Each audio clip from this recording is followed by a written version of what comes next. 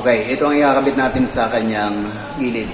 Ito yung cylindrical hinges. Ang gagamitin ko lang ngayon ay 1/2 lang. Pwede na ito kasi hindi naman masyado mabigat ang load.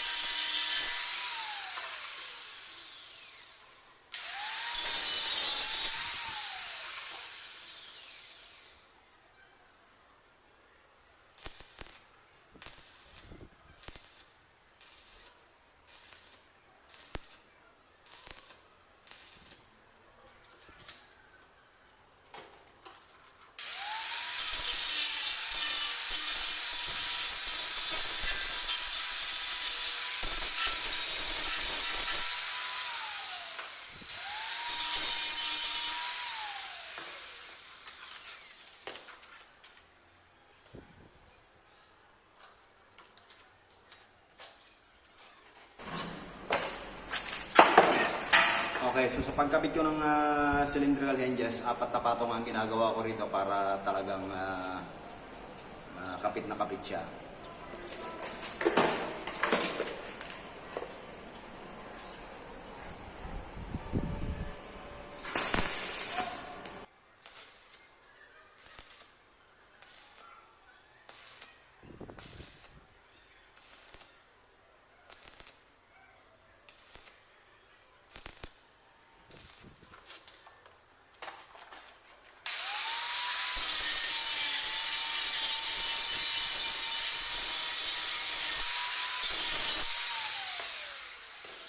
Bawat layer nililinis ko maigi bago ko patungan ng isang layer ulit para siguradong tanggal talaga yung pinakadumi.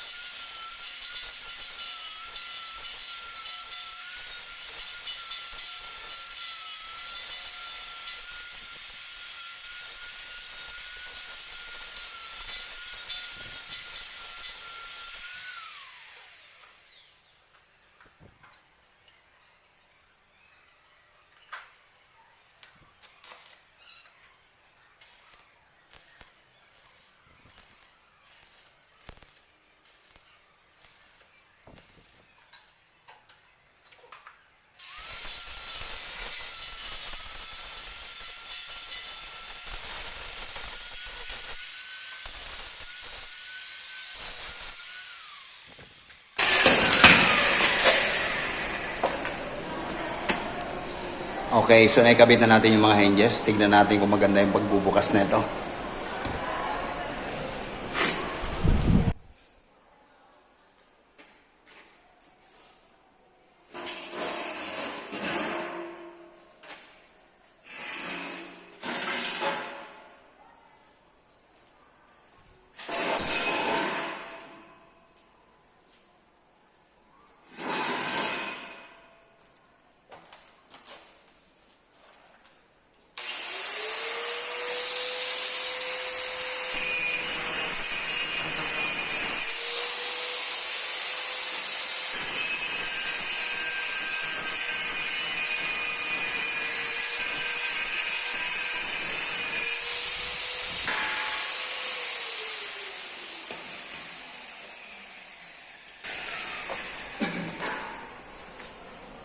Okay, so palalamigin lang muna natin ng konti kasi baka mapuwersa yung pinaka-stud, baka mabengkong.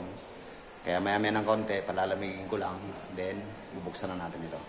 Tingnan natin kung maganda yung birada ng pagkakabukas sa kanya. Kasi nga, ito ang tinatawag na movable ito. Ayan, gagalaw na ng konti. Okay, so palalamigin ko lang ito ng konti, then bubuksan ko ito mamaya pagka malamig na yung stud sa ating hinges.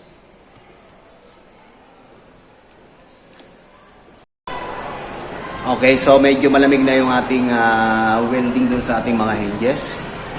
Pwede na natin itong buksan. Tignan natin kung maganda ang pagbukas nito. Kasi sa drawing table, hanggat maaari, aangat ang pinaka-table ng may adjust ang table hanggang 45 degrees. Yung iba ay naabot pa ng 60 degrees. Pero ang gagawin ko dito hanggang 45 degrees lang siguro. Pwede na siguro yon. So bubuksan na natin ang ating tabletop.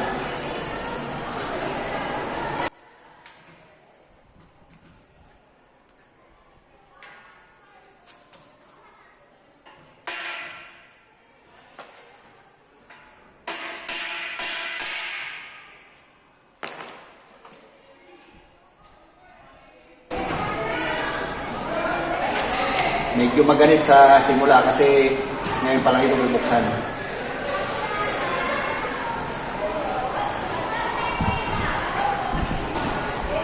Okay, so okay naman yung kanyang pagkakabukas. Okay, so dapat ito nakaganyan. Pwede itong may adjust ng hanggang ganyan. Mga 45 degrees, kaya hanggang 60 degrees. Depende sa gumagamit kung anong gusto niya. So for the meantime, 45 degrees lang muna ang pag-aaralan ko kung paano siya may adjust. Tingnan natin kung isasara at walang problema kung nasa alignment pa rin pag ito isinara. Okay, dapat naman lahat. Okay, so lahat ng side, dapat naman lahat. Bali, dalawa lang yung hinges na nilagay ko rito. Kabilaan dulo lang. Ito yung isa. Then yung lugar na ito, space ito para lagayan ng mga gamit. Salamin din ang ilalagay dito. Makapal na salamin. Ganon din yung ibabaw na ito, salamin din. Okay, so ayan. Nagagalaw-galaw na natin siya. Medyo maganit pa sa simula eh. Kaya ang ilalagay dito ay siguro kung may standard na 1/4 na salamin, pwede na siguro. Para mapakapit, lalagyan lang ito ng silicone sa ibabaw dito. Para hindi siya dumadaos-dos. Then yung ilalim naman nito, maglalagay ako rito ng sa bandang ilalim dito, maglalagay ako rito ng ilaw para pag nagdo-drawing yung gagamit nito, meron siyang ilaw na diretso pataas. Para yung mga pattern na ilalagay niya rito, magagawa siya ng parang pinaka-pattern na mga halimbawa 45 degrees, straight lines. So naka-ready na rito. Ipapakapit niya sa ilalim ng salamin para magre-reflect kapag magdo-drawing siya, bubuksan niya yung ilaw. Then yung anino nun magbabakat sa ibabaw para madali siya makapag-drawing. So ito ngayon yung dinedevelop ko na drawing table. Sariling design ko lang ito. Bahala na kung anong kalabasan nito. So abangan nyo na lang yung update. Hanggang dito na lamang muna ulit for the meantime. Okay na yung pinaka-frame. Okay na yan. makakapag-drawing na yung ating yung anak ng kasamahan ko kasi pinagkatiwala sa akin yung paggawa na ito. So okay, so hanggang dito na lamang muna uli. Abangan nyo na lang uli yung mga update pa sa gagawin natin mga project. Pag-aaralan ko kung paano siya may pipix na maging steady sa 30 hanggang 60 degrees. Pero yung pinakagitna, 45 lang talaga ang pinaka-maximum ng iba eh. Pero gagawin ko na hanggang 60, bahala na.